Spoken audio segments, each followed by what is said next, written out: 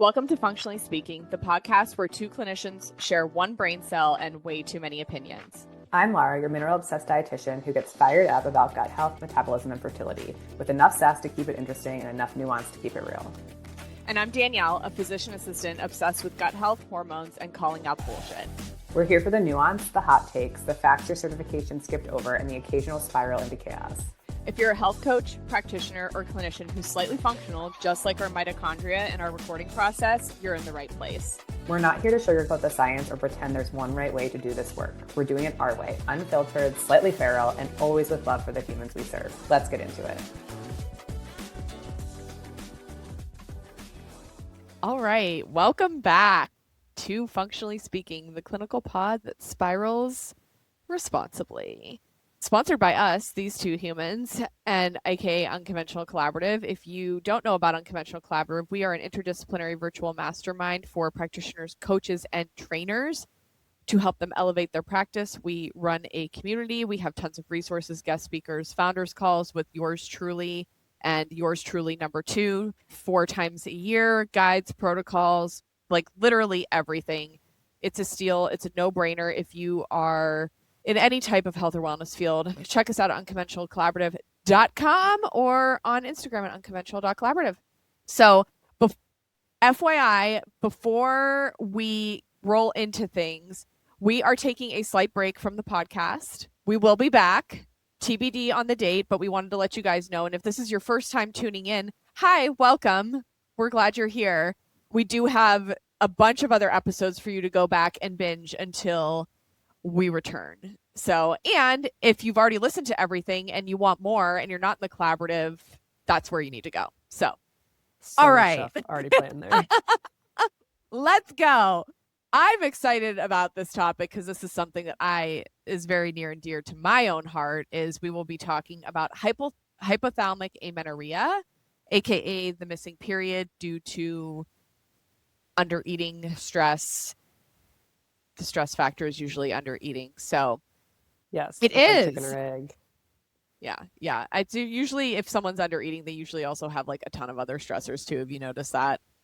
Like I've seen that pattern. So I want to take a little bit of a different spin to start out this conversation, where I feel like this is really being missed in the young, quote unquote, healthy, thin, fit looking female who goes into their doctor, and maybe it's they're in there once a year, or maybe they actually went in because they have a missing period, but they somehow it gets alerted to the doctor, PA, nurse practitioner, whoever they're seeing, that this woman has been missing a period for however long, months, years, whatever.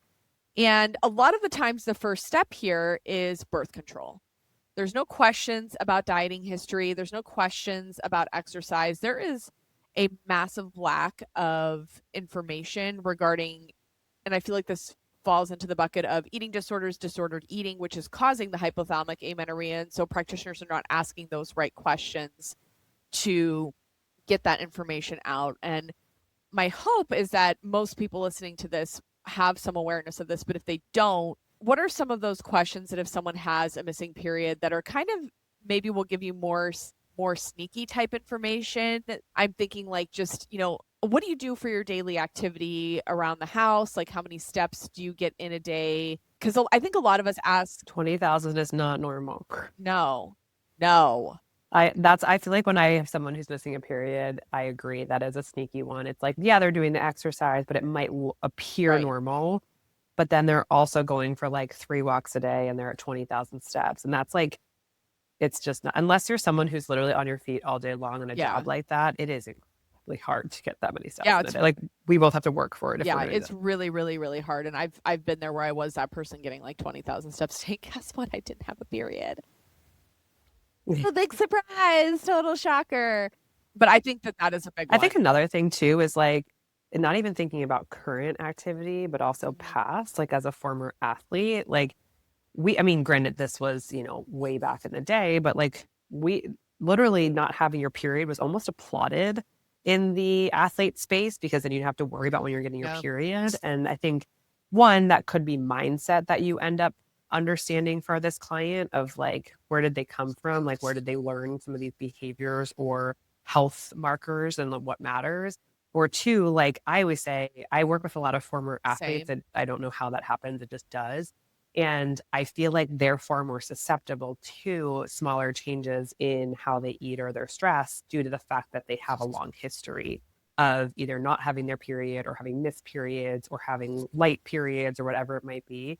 So I think that's important too, of not just understanding Yeah. current exercise and movement history, but past, because they didn't come to you overnight, right? They have years and years of history, most of I think them. another red flag too for this, whether it's a red flag for HA or eating disorders or whatever, is when people are reluctant to give you information about what they're eating, how much, or what their exercise looks like. Just that reluctance to converse and give you the information that you're asking for, that's a big red flag for me, that's something that, this is going on because this person is not fueling enough. Like, we need to be asking more and better questions about, okay, can you tell me what that looks like? Okay, you say you go for a long run. What does a long run mean? Things of that sort. Another way that I have seen this pop up is women with missing periods or not ovulating or whatever, and they're automatically pushed to IUI or IVF or some type of fertility treatment without any regard. Like, how much in unexplained infertility or successful IVF treatments are actually women just need to eat. They just need to eat. That's it. Yeah. I can't tell how many women I see who maybe they have a period, but the period is short, or it just like isn't a robust ovulation and their carb intake is so low. And what's weird is that the IVF world, not all fertility treatment centers anymore, but a lot, there's like one or two studies on keto and they like push that narrative to these people. And I'm like, no, no, no, no. Like these people actually need more carbs, more nutrients. And now you're telling a population who already has some subfertility issues that they need less Yeah. intake. Like, wild. Yeah, yeah. And I think going into like in that same realm of the fertility treatments as well, a lot of these women who go in without a period are put on birth control and told, this will regulate your cycle. I don't know where all of the OBGYNs were on the day that physiology was taught of how birth control works, but they all missed it somehow. Collectively, they just all missed that and haven't been educated on that. And so now we're covering up the symptom of the missing period, right? The woman who, not her job, right? I mean, partially, yes, body literacy and everything else, but that's a whole other conversation. This doctor or prescriber, whoever is telling this woman, just take the birth control pill. It'll give you a period. It'll regulate your cycle. And that's not actually what's happening. Like, you're not getting a true period on birth control. So then these women just continue to do what they're doing. So they're digging a deeper hole, like digging to China over there with their under eating, their over exercising. And now we're we're definitely severing that connection, right? I like to say that when women take birth control, it's literally like if, old telephone lines or your old ethernet cables for internet, like you're literally cutting the connection from the brain to the ovary. So there's no way that ovulation is going to happen. And then 10, 15, 20 years later, these women have not been educated. They've not learned anything different. Their doctor has just continued to keep them on birth control and refilling this prescription without any education about what's been going on with their body.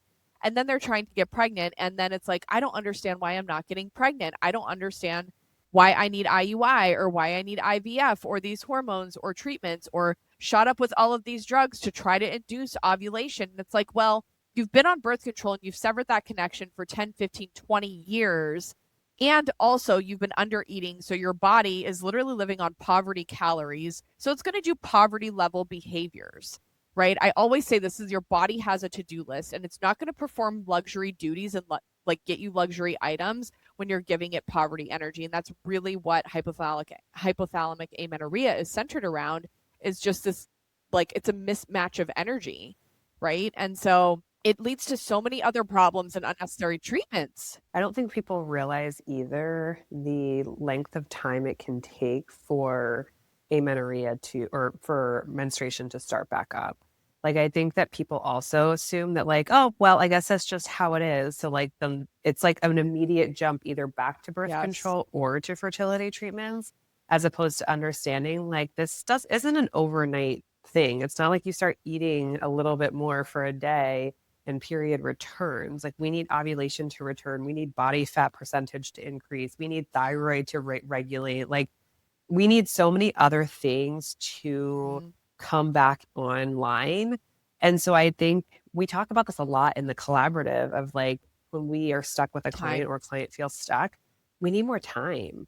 And I think unfortunately in the conventional world, because people want these quick fixes, we just kind of we try to like fast forward when really we need like 3, 6, 12 months for these women to get back to having normal cycles while doing the foundations, increasing intake probably higher than they've ever eaten before, and like having showing their body safety. And I think that's where I get frustrated is like we as practitioners are trying to tell our clients like this takes time, and then we are fighting against a system that's like it's okay, don't worry about it, here's a solution, whereas the solution is not actually a solution, it's just a band-aid.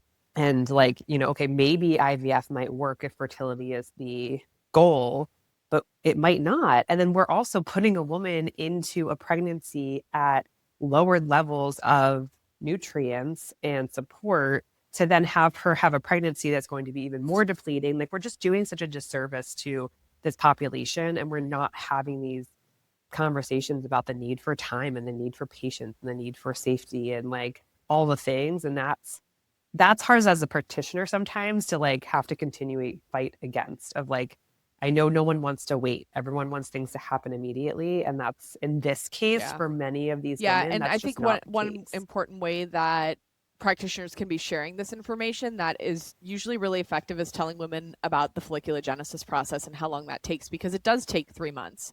So even if a woman decides to start eating an appropriate Minimum. amount of food and calories today, it's a minimum. I've never seen it happen faster than 3 months. On average, typically, if women are compliant and they're doing the things that they need to do and eating the way that they need to and backing off of exercise, it's 6 months. If you're doing everything on point. And if you're still and if you're resistant, I see a lot of the times in the cardio people where, all of the runners and the endurance athletes, they don't want to give up their activity level. And I'm flat out telling them, I'm like, listen, you cannot train for a marathon and get your period back. Could you? Maybe. Is it? But like, but no, like you need stop it.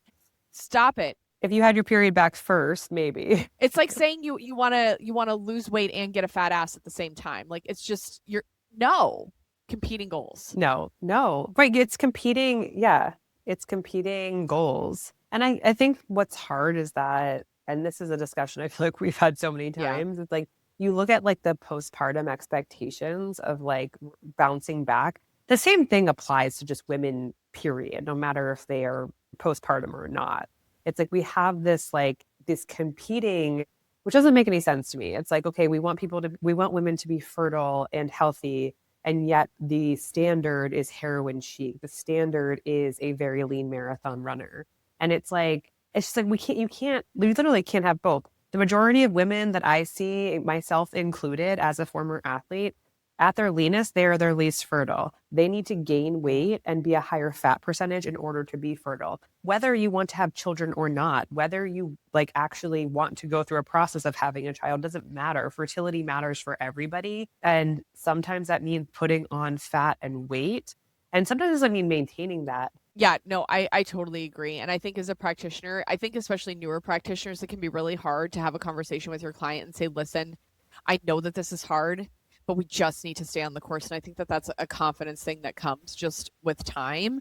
And I mean, with this, it's fairly straightforward, I would say. But with other things, it can be really difficult because sometimes it won't work and you need to try something different. And that's really hard when people are paying you a lot of money and they're giving you their time and they're doing all the things. And it can be really hard, but sometimes we do need to give things a couple of months before we say, hey, this is working, or we need to pivot. I think that's hard with a female clientele, right? Is like because of how our follicles develop and because of our cycling hormones, it is a lot different than working with a man. You're going to have a much different timeline. Yeah.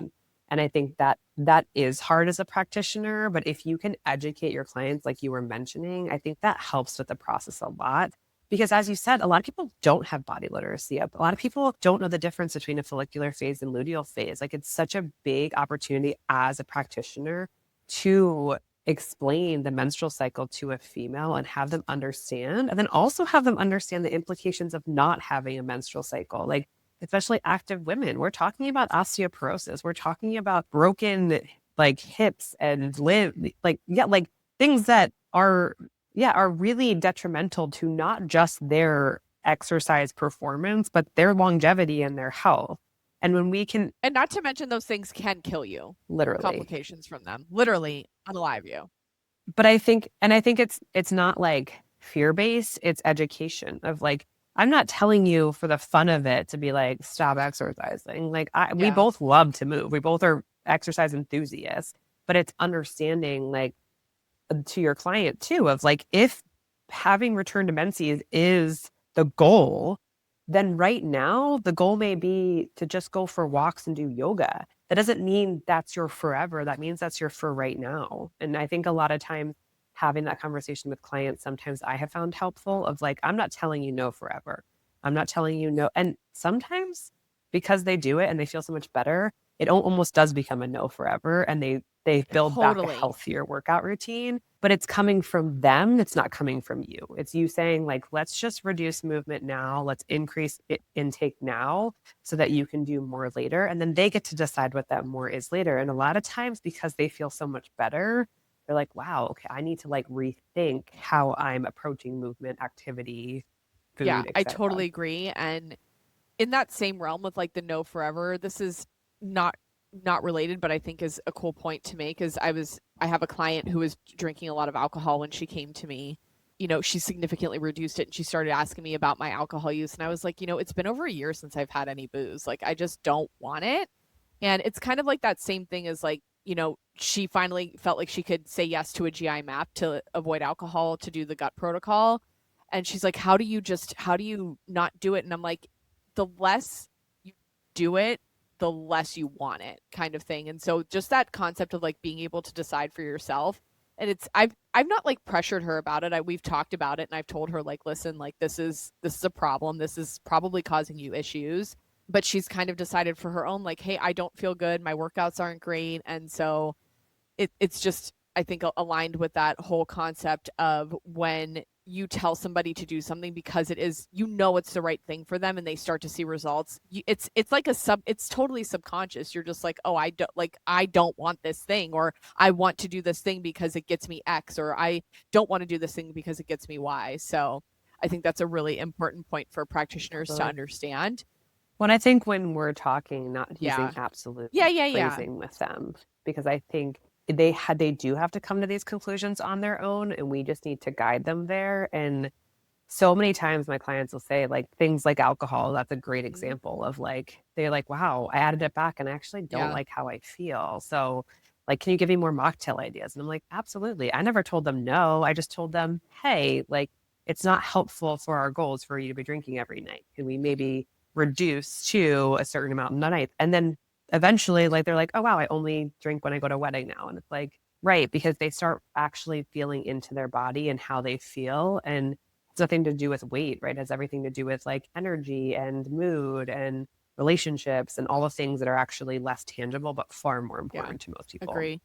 The last point, well, I have two more points written down here, but the next point I want to make is about I was personally victimized by nutrition coaches who had me eating 45 grams of fat for over a year. Mm. Wild to me. Rumor has it she helps people get their period back now, so there's Mm. just that part of, yeah, good, best of luck. Best of luck. Well, it's like creating a problem that you get to Yeah. fix. Like, how many people do that? They're like, let's create this problem. Oh, nope. Now I help you fix this problem, ma'am.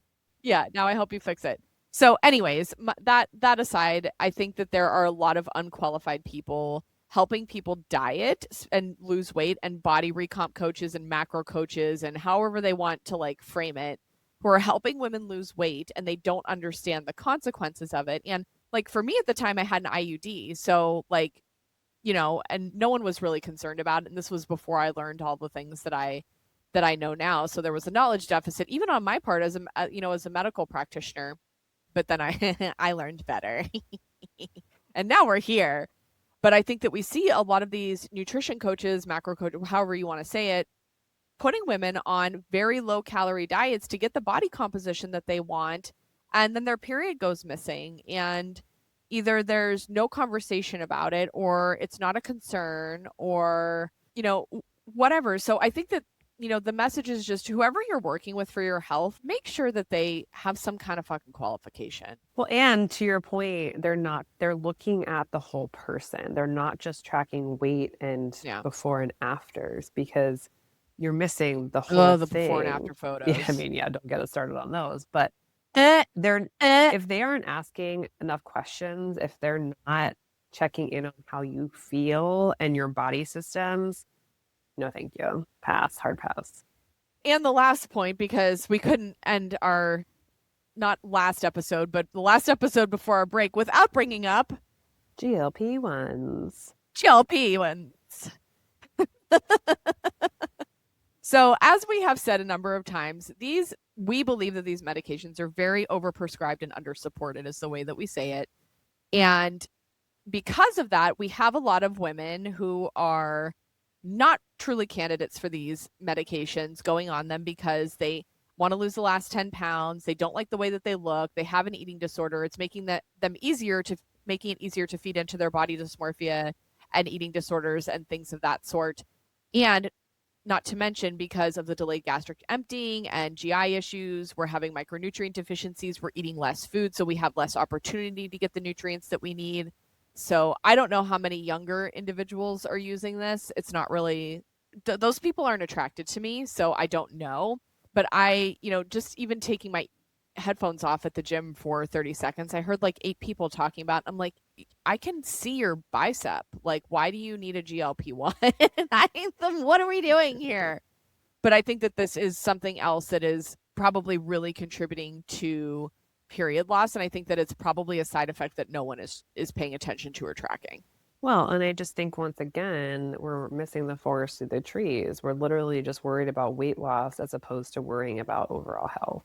I mean, I think Yeah. we preach about that ad nauseum, but it's the truth. And we can't, I think, I don't know if we said it in this episode or last, but like when we're asking our clients these questions and we're trying to figure out what got them here, right? Like if a GLP-1 is part of their history, it's something we can't ignore, especially because it's becoming so prevalent. And we have to understand of like, how did that line up with their missing period, or were they prescribed it while they were missing a period? Or like, fortunately, I think there's a lot of mismanagement going on in the medical community. And because someone might be of a normal weight or overweight, you could still not have a period and then be put on a GLP-1. And there's also now a whole craze of like GLP-1 babies, and understanding that like GLP-1s are not what's increasing people's fertility. What's increasing people's fertility is improving blood sugar balance and insulin resistance and all the things that can happen from GLP-1 use. But are we doing the foundations once again? Are we worried about, are people actually eating enough fiber, eating enough fat, doing all the right things? Like, no. Yeah. The answer is no. Yeah. So for the takeaway for practitioners here, what are 3 things that, and maybe we can just kind of workshop this, 3 things that they can take away from this to bring to their client, whether it's a question that they can ask or an action step or something more mindset wise that we can help the practitioner bring to the client who might be suffering with period loss? I think the biggest one is educating the client on their menstrual cycle and the length of time that it can take, being realistic with a client of how long it can take. Because I think that the more empowered they feel, and most women, like I said, we're not educated on their body. When they feel like, oh, wow, I now understand my body better, it gives them more autonomy and also more confidence when you tell them we need at least 3 to 6 months, which they might need more than that, but starting there can be really helpful. So I think for me, as a practitioner, that's what has really helped me and my clients. But I think that's what I would tell other practitioners. Like, don't be scared to sit down and educate, and then also give those expectations of like, we're not expecting a quick turnaround here. We're expecting time, and it's not to scare you. It's to empower you of like, this is a lifelong journey. This is you're in it for the long haul. You're not in it for this quick hit and run. Yeah. Yeah, totally. And I think one of the biggest things that I've seen and that I've had to do with this population is restating things more than once, and especially reminding people what their goal is. You are going to have to remind your client, listen, I understand that weight gain is uncomfortable for you. I like, how can we make that easier? Like, can we get rid of the scale? Can we buy new clothing?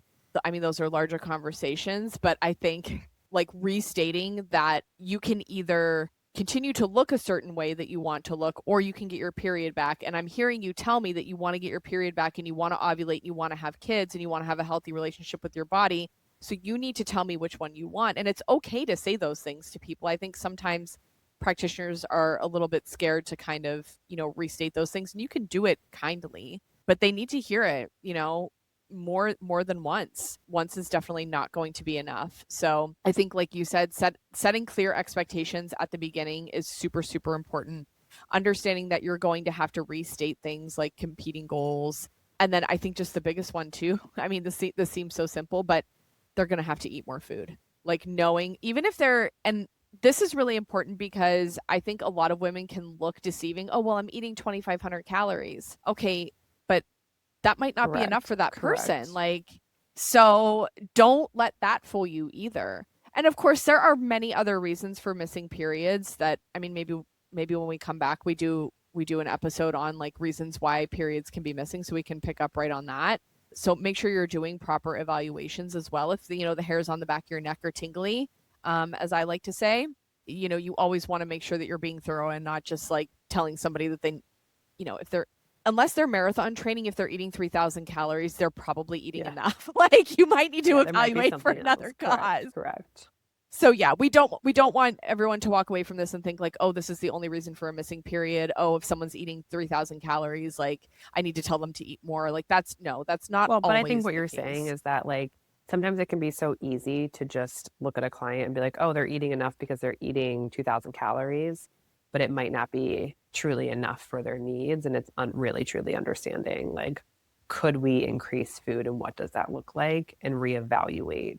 And that's where working with a practitioner is so valuable for these clients, because they're working with someone who can help tailor it to them and then investigate further should that not be the case. Totally. I love it. Anything you want to leave people with before our little hiatus that we're taking right now? No, best of luck. Come join us in the collaborative. Literally, we have so much information there. You get actual like live access to us if you actually want to hang out with us. I wouldn't blame you if you don't, but I think you would like it. Yeah. No, that's all I got. What do you think is like what's the top reason that someone should join the collaborative? I'm throwing you on the spot. I just think as a practitioner, one of like my core values is continuing to learn.